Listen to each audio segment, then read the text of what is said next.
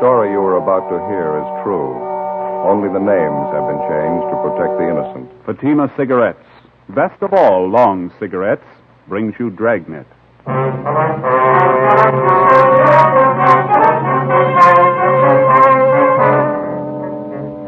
You're a detective sergeant. You're assigned to robbery detail. A middle-aged businessman in your city is robbed and beaten senseless. The hold-up men escape. The victim refuses to report the crime. Your job? Investigate. You'll be amazed when you compare Fatima with other long cigarettes. You'll find they now cost the same. But in Fatima, the difference is quality. You see, Fatima is the quality king-size cigarette because it contains the finest domestic and Turkish tobaccos superbly blended.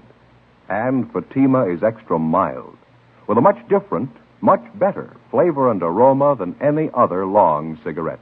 So compare Fatima yourself. Fatimas now cost the same as other long cigarettes, but your first puff will tell you... Ah, that's different. Yes, in Fatima, the difference is quality.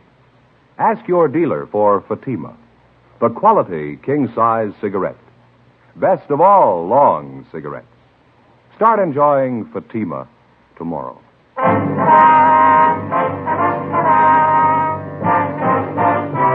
Dragnet, the documented drama of an actual crime. For the next 30 minutes, in cooperation with the Los Angeles Police Department, you will travel step by step on the side of the law through an actual case transcribed from official police files. From beginning to end, from crime to punishment, Dragnet is the story of your police force in action. It was Tuesday, October 8th. It was overcast in Los Angeles. We were working the day watch out of robbery detail. My partner's Ben Romero. The boss is Captain Didion. My name's Friday.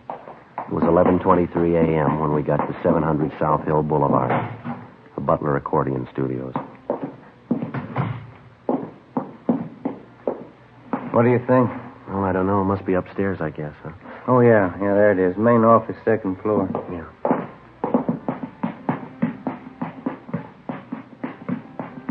Who is that, Joe? What? That portrait up there on the wall. All right, just a minute. Some printing underneath here. It's a nice painting. It says Damien, the father of the accordion, Vienna, 1829. What do you know about that?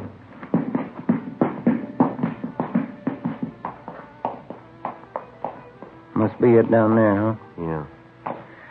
Want to try it? Yeah. Yes, sir. Are you Louis Butler? Yeah, that's right. And can I help you? Police officers, Mr. Butler. I'd like to talk to you for a minute. Is your name Friday? Yes, sir, that's right. This is my partner, Sergeant Romero. How do you do? I'm sorry, Sergeant. I told you on the phone. I just don't want to talk about it. We'd appreciate it if we could have your cooperation. It's a pretty important matter. Well, I'm the only one concerned in it as far as I can see. I just as soon forget the whole thing. Besides, I got a pretty busy day ahead of me. Well, we'd like to straighten you out, Mr. Butler. It concerns a lot more people than just yourself. Now, we're not going to take much of your time, just a few questions, that's all. I told you on the phone, Sergeant. I don't want to talk about it. Can't you just forget about the whole thing? It's only going to take a few minutes, sir. All right. Come in if you want. Thank you. Thank you. Place is in kind of a mess. Wife's away to mother's. Oh, you can sit down if you want. Oh, thanks. Thank you very much. All right, Pepper. I'll feed you. Just a minute. It's a nice cat you got there. Siamese? A little bit, yeah. It's my wife's. Don't care too much for cats myself. All right, Pepper. Now, wait a minute. Get your nose out of there. Here you go, Pepper. That ought to hold you for a while. Look at that, Joe.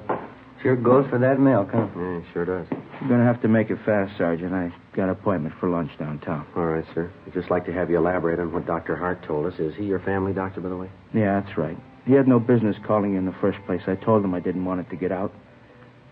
What did he tell you? He said you came to him for treatment night before last. You told him you had been beaten up and robbed. He treated you for cuts and bruises about the face and head. No, it was nothing. It didn't amount to anything. Well, was there actually a robbery, Mr. Butler?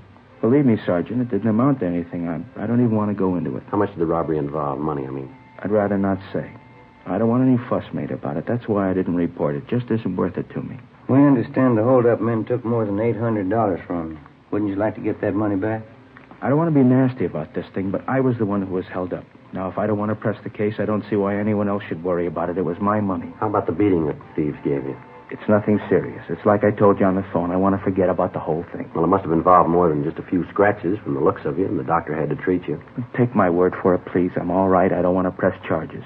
Appreciate it if you'd give us some kind of an explanation, Mr. Butler. Why? I don't want to bother, that's all. There's nothing to explain. Well, you'll have to admit that this is a little unusual. Somebody beats you up, slugs you, takes $800 from you, and you don't want to do anything about it? You're going to have to excuse me a minute. I have one of my accordion students down the hall in the practice room. Almost time for him to go. I have to give him his lesson for next week. All right, sure, go right ahead. It'll only be a minute. How about that? Yeah. Acts like he's scared to death. Well, whoever it was, they gave him a going over. Half of his head in bandages, face all swollen. Sure something phony. Well, he's not going to be much help unless we can talk him into a crime report. Huh? Somebody's got to him. I'll bet on it. Oh, hi there, Kitty. Hi, Kitty. I've been thinking it over, officers.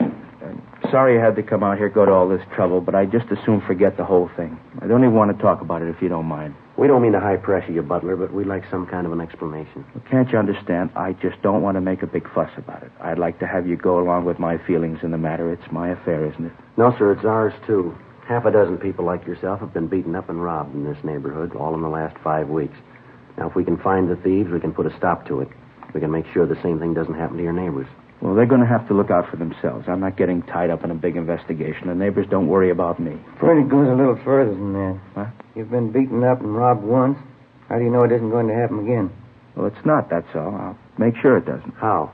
What's going to stop the same thieves from knocking you over again? Look, if it's all the same to you, I want to forget about this. I'm going to have to be running along. It's getting late. No, there's just one more thing, Butler. When the doctor was treating you the other night, this Dr. Hart, he says you told him that you knew who the hold-up men were. Now, is that right? No, he got it all mixed up. I didn't mean it that way. How did you mean it? I'm in a funny position. I just can't explain, that's all. I can't take the chance. Did the hold-up men threaten you? I can't talk about it. Give me a break, please. You're making a mistake, mister. Play ball with those thieves and they'll ruin you. It's not only me, it's my family, too. I'm not going to take the chance. If they threatened you and your family, you're taking more of a chance keeping quiet about it. They'll bleed you white. Blackmail, robbery, anything you can think of. Now, this has happened before. Can't you see the spot I'm in? I know who they are. I know what they can do. I got a wife to think about. Would you put your family in that position? You're buying protection from a couple of hoods. Now, figure it out. How much is it worth? How far can you trust them? If you pick them up, they'll know I told you. I don't want anything to happen. Can't you see that I haven't any choice? What else can I do? Help us put the thieves where they belong. You'll have all the protection you need till they're locked up. It's a big order. I don't know. You and your wife will be under 24-hour guard. Now, that's a promise. How long would that have to go on? Long enough to bring them to trial and convict them? Now, how about it? They warned me about telling the police. They said they'd get both of us if I did, me and my wife. Now, they meant it, too. They'd get us. What can you do about it? Get them first. After another hour of talking, we finally persuaded the robbery victim, Louis Butler, to come downtown with us. He dictated a full statement about the holdup and filed a crime report. He told us he'd been robbed and slugged late at night a few blocks from his music studio. $820 had been taken from him by two bandits, both of whom were armed, both of whom he recognized. He said one of the men was a Marvin Carter, a former bartender at a neighborhood tavern. The other was Ralph Quincy, a merchant seaman. We went across the street and met with Deputy District Attorney Fred Henderson. The next day, the case was presented to the grand jury and a true bill was returned. The two suspects, Marvin Carter and Ralph Quincy, were indicted on one count of armed robbery. That afternoon, both of them were booked at the main jail and then released after posting a required bail of $10,000. 4:30 p.m. Ben and I went back to the office and met with Captain Didion. How are you making out on it? Pretty fair shape, Skipper. The arraignment's set for 2 weeks from Thursday. How about protection for the victim? Well, it's all set up. Butler and his wife are under 24-hour guard. 3 teams of men on it. There's 2 thieves getting out on bail. It's not going to make it any easier. Who are you working with from the DA's office? Henderson. Seems to think we've got enough to convict both men. What makes him so sure? Well, for one thing, we got a line on a couple of good witnesses to the holdup. Excuse me. Robbery, Didion. Yeah, Mike. No, I'll check it before I leave.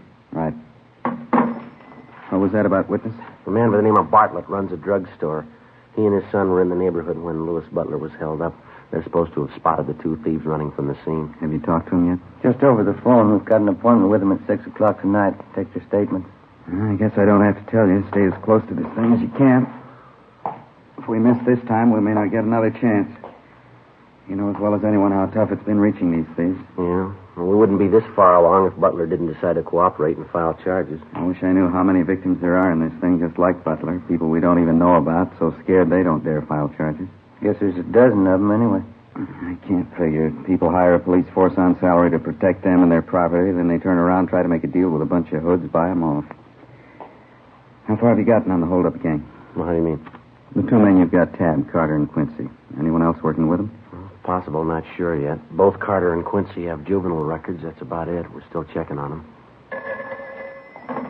Robbery, Didion? Yeah, Tom. That's right. No, I'll tell them they're here with me now. Right, thank you. It started already. How's that? The victim, Louis Butler, he got a phone call at his house a few minutes ago. Yeah? Figured it was one of the hold-up gang. They gave Butler a choice. What'd they say? Either he drops the charges or they'll kill him. 5:30 p.m. Captain Didion issued orders that the two suspects in the case, Marvin Carter and Ralph Quincy, be placed under 24-hour surveillance. An additional team of men was assigned to guard Louis Butler. Each officer was carefully instructed to take all possible precautions to prevent the robbery victim and his wife from being harmed in any way. 6 p.m. Ben and I met with the two witnesses to the holdup, a drugstore proprietor, Sam Bartlett, and his teenage son, Harold. They told us that they'd been in the immediate vicinity the night Butler was robbed and that they'd gotten a good look at the two gunmen as they ran from the scene of the holdup.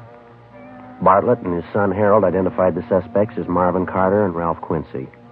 Statements were taken and both witnesses were warned to maintain absolute secrecy about their part in the case. Next day, we made arrangements to have the druggist and his son subpoenaed for the Superior Court arraignment. 6 days went by. Thursday, October 17th, 8 a.m. We checked in the office and found the message waiting for us. What is it, Joe? The druggist's son, Harold Bartlett. What about him? Found him in an alley, 3 o'clock this morning. What? Yeah, slugged and beaten.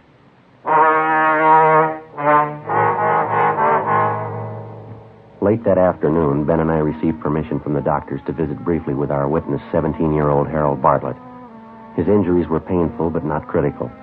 The beating he'd received was nothing less than brutal. His left forearm had been broken, and he'd been beaten viciously about the face and chest.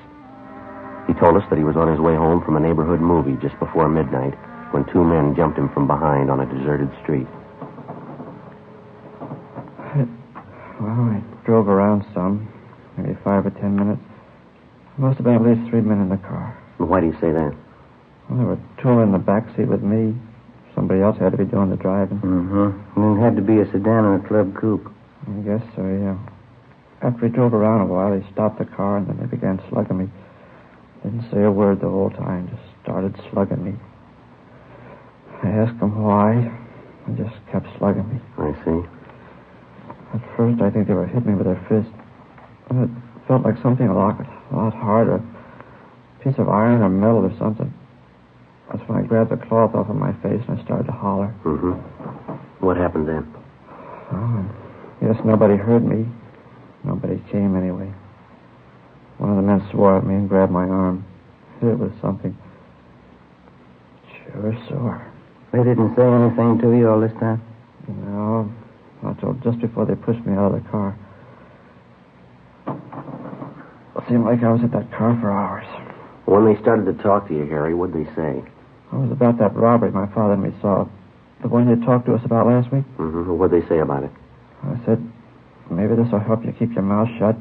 Stay out of other people's business. They said that a couple of times. They said a lot more had happened to Dad and me if we went to the police. If we were witnesses at that trial. You remember if the men called each other by name? No, I don't. I don't remember anyway. Well, son, you remember when we talked to you and your father last week, we told you to say nothing about the case to anyone, didn't we? I remember, Sergeant. I guess it's my fault. Well, did you tell other people that you were a witness in the case? Did you mention it in public? I guess I did, yeah. I didn't think it was that important. Guess I talked about it quite a bit. I'm sorry. It's It's my fault. That's all right, Harry. If you remember it from now on, it'll save a lot more trouble. I remember, Sergeant. Those two men last night scared me for a while. Guess most of it was talk, huh? How do you mean, son? Well, they were warning me about staying away from the cops. They said they'd kill me and my dad if we were witnesses. Mm-hmm. They were probably just trying to scare us, huh? They were fooling? Well, you had a sample last night, son. Yeah? Were they fooling?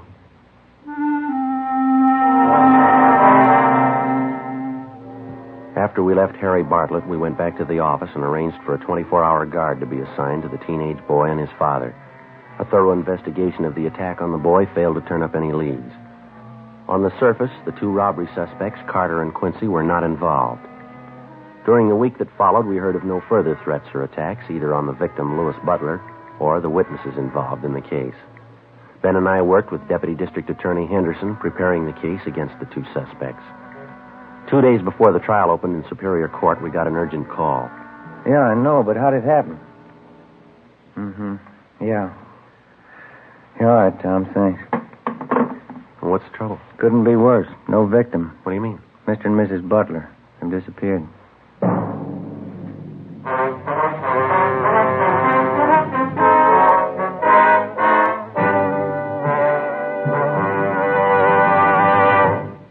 You are listening to Dragnet. From beginning to end, Dragnet is the authentic story of your police force in action. Now, from beginning to end, the Fatima story. Actual convincing proof that in Fatima, the difference is quality. Quality of tobaccos. The finest domestic and Turkish varieties, extra mild and superbly blended to give you a much different, much better flavor and aroma. Quality of manufacture. Smooth, round, perfect cigarettes. Rolled in the finest paper money can buy. Manufactured in the newest and most modern of all cigarette factories. Quality even to the appearance of the bright, clean, gold and yellow package, carefully wrapped and sealed to bring you Fatima's rich, fresh, extra mild flavor. Because of its quality, its extra mildness, its better flavor and aroma, more long cigarette smokers are now insisting on Fatima than ever before. So if you smoke a long cigarette, compare Fatima. You'll find they now cost the same, but your first puff will tell you, Ah, that's different. Yes, in Fatima, the difference is quality. Insist on Fatima. Start enjoying the quality king-size cigarette. Fatima. Best of all long cigarettes.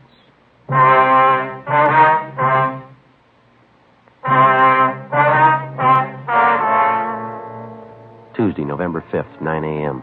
The trial of robbery suspects Marvin Carter and Ralph Quincy opened in Superior Court, Department 88. The complaining witness, Louis Butler, failed to appear. For 2 solid days, we'd been busy checking all of the Butler's friends and relatives in the city. They couldn't help. Each time the Butlers had left their residence, they'd been under surveillance. We'd had an understanding with them that in the event that they were in their automobile, and for some reason the officers assigned to them lost them in traffic, the Butlers would immediately return to their home. On the night of November 3rd, under the pretext of going to a neighborhood theater, the Butlers made a right-hand turn from a left-hand lane of traffic, so it became obvious that they were trying to elude the officers following them. A check was made at their home as prearranged, and they failed to return. When they failed to appear for the trial, a bench warrant was issued by Superior Court for the missing couple. Deputy District Attorney Henderson asked the court to grant a delay in order to find the Butlers. It was granted. In the meantime, we'd gotten out a broadcast and an APB. Missing persons detail helped out in the search. Still no sign. Tuesday, November 12th, 11 a.m. Deputy D.A. Henderson phoned us from the Hall of Justice. When was that, Fred? Is that right? Yeah, well, thanks a lot. What do you have to say? The attorney for Carter and Quincy asked the court for dismissal, no complaining witness. Well, the judge ruled on it yet? Yeah, case dismissed.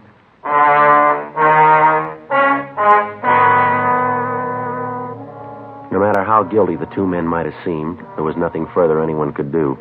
Without a complaining witness, our case was finished. The two suspects, Carter and Quincy, were released from custody. In a few days, Quincy left town for the east. Carter remained in the city. The search for Mr. and Mrs. Butler went on. No sign of either one of them. December came, and then the Christmas holidays, New Year's. On January 16th, Louis Butler suddenly reappeared back in town and surrendered on the bench warrant. They explained to the judge that because of the numerous threats on their lives just before the trial, they were afraid to appear and that they left the state without telling anyone. The judge gave them a lecture and a warning and dismissed charges. Another month passed, February and then March. On April 2nd, we got word from Denver, Colorado, that one of our former robbery suspects, Ralph Quincy, had shot and killed a 24-year-old policeman while attempting a robbery in that city. Quincy was tried and convicted of murder and received a life term. In the meantime, we'd heard little or nothing about the other former robbery suspect, Marvin Carter. Another 2 months passed. Spring months wore on into summer. Monday, July 8th, 8 a.m. Friday, Romero, see you a minute. Yeah, Skipper? You want to sit down? I got something for you. Yeah. A hold-up victim, man by the name of Sheridan, came in late last night, filed this crime report here. Have a look. Thank you. Let's see, Joe. You can notice there it happened in the same area where we had that rash of hold-ups last fall. Yeah, I see. Victim robbed and beaten. Suspects used the same approach, same M.O., followed it right down the line. Yeah. Victim warned not to contact police. Bodily harm threatened if victim did so. How about the descriptions of the hold-up men here? The victim pretty sure about them? Gaffney handled the report. The victim said he got a good look at one of the thieves. Gaffney gave him a bunch of mug shots to look at. Yeah. Here's the one he picked out of the lot. Thanks. Have a look, Joe. Marvin Carter.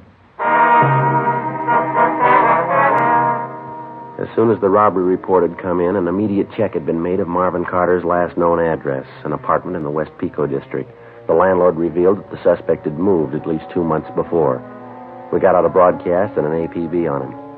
Together with Sergeants Gonzalez and Henry, Ben and I started on a systematic check of all of Carter's known friends, relatives, and associates.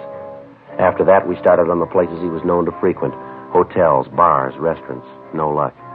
2 weeks went by. There were no further reports of robberies where the M.O. of the criminal matched that of Carter's. Tuesday, July 26th, 2 p.m. We got a call from one of our informants, Bertie Simmons, who told us that he might have some information for us. He said it concerned Marvin Carter. He told us he'd meet us at MacArthur Park on the 6th Street side at 2:30 p.m. 2:50 p.m. You'll have to excuse me, Sergeant. Sorry I'm late. I had to move from that other place. Things haven't been going too good for me. That's all right, Bertie. What's the matter? No luck with the horses? Yeah, a lot of luck. It's all bad. If there's a pig in the race, I have to bet on him every time. Getting so I can't even pick him to show anymore. I don't know. What else is new with you, Bertie? No job yet? No, I'm still looking. Been down around some of the joints, South Main, Alameda, keeping an ear to the ground. Mm-hmm. Want to smoke? Yeah, thanks. Don't mind if I do. There you go. Light for you. What have you heard, Bertie? Anything that'll help? That Marvin Carter, you're still looking for him, aren't you? That's right. Any rumble? I heard it last night having a beer downtown. I knew you fellows were in a little bind on the thing. I always like to help you when you're in a bind. Well, what'd you hear, Bert? Carter's still in town, hiding out. Like I say, I always like to help you out when you need it. Mm-hmm. I know what it is to be in a bind. That's when you appreciate help most. I'm kind of in a bind right now. A little short, you know. A couple of dollars, Bert. That's all I have on me. Will that help you out any? Saved my life, Sergeant. Tell you the truth, I didn't know where dinner was coming from tonight. No need telling you, I appreciate it. What was this you heard about Carter? Still in town. There's a place down by Venice, near the beach. Mm-hmm. Carter's been seen there once, twice lately. It's a little seafood joint, beer and clams, down by the beach. Well, now, is that somebody's story, or is it the real thing, The Bert? real thing, Sergeant. You know me better than that. No phony leads from me. Where's Carter supposed to be staying down there, do you know? Well, I do and I don't, I guess. What do you mean? This mooch who told me about Carter last night, he didn't know the address, but he described the place Carter's supposed to be hiding out in. I know the joint he means. But you don't know the address. No, but I can point out the place he means. It's a shack right along the speedway down there, down by the beach. Mm-hmm. You want to run down there with us now? Sure, I'll point it out for you. I'm not going near it, though. Why do you say that? Don't want to mix with it, that's all. I got the word. What do you mean? Carter. Won't be an easy one to take. How do you know? He's got a gun. 2:55 p.m. Along with our informant, Bertie Simmons, Ben and I drove down to the beach town of Venice. Bertie pointed out a brown wooden frame cottage where Carter was supposed to be hiding out. While Bertie waited in the car, Ben and I checked it out. There was nobody at home, but there was plenty of evidence inside the cottage that Carter was living there. I went back down the street to where we'd parked our car. I kept an eye on the cottage while Ben got to a phone to call the office. Pretty down here, huh, Sergeant? Yeah, it's a nice day. I don't get out in the air enough. I think that's my trouble.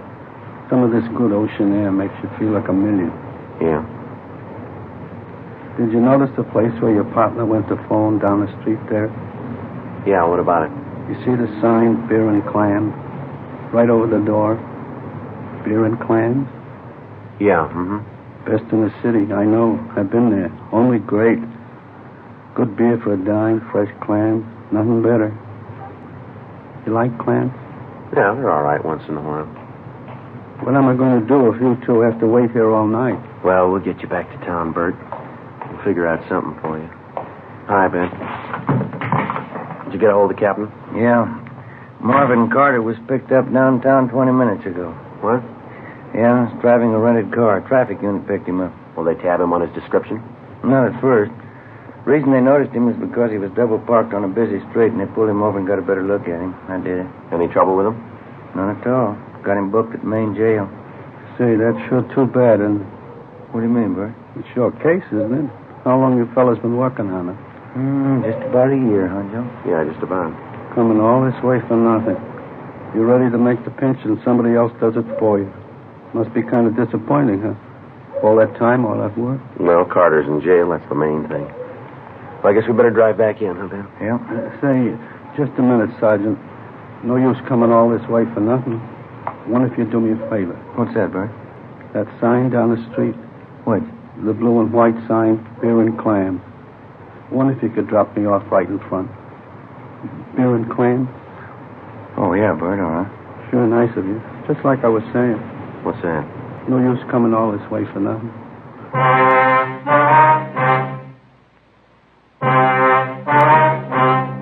The story you have just heard was true. Only the names were changed to protect the innocent. On October 29th, trial was held in Superior Court, Department 86, City and County of Los Angeles, State of California. In a moment, the results of that trial. And now, here is our star, Jack Webb. Thank you. Friends, let me tell you how to size up king-size cigarettes. First, take a Fatima, and then any other king size. Now, side by side, the two look alike, but they're not, because no other king-size cigarette has Fatima quality. That's right. In Fatima, the difference is quality. Quality that results from a blend of the finest domestic and Turkish tobaccos. Quality that gives you extra mildness, a much better flavor and aroma. Remember, if you haven't tried Fatima yet, take my advice. Buy a pack. Smoke Fatimas and you'll discover what I know. In Fatima, the difference is quality.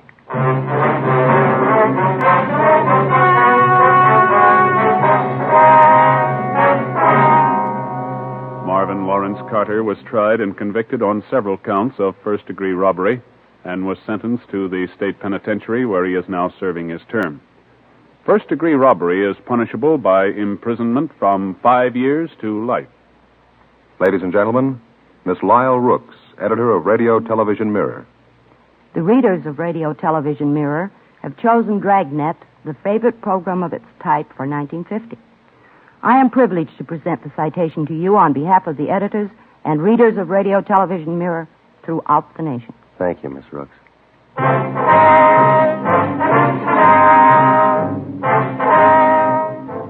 You have just heard Dragnet, a series of authentic cases from official files. Technical advice comes from the Office of Chief of Police W.H. Parker, Los Angeles Police Department. Fatima Cigarettes, best of all long cigarettes, has brought you Dragnet, portions transcribed from Los Angeles. Stay tuned for Counter Spy next over many NBC stations.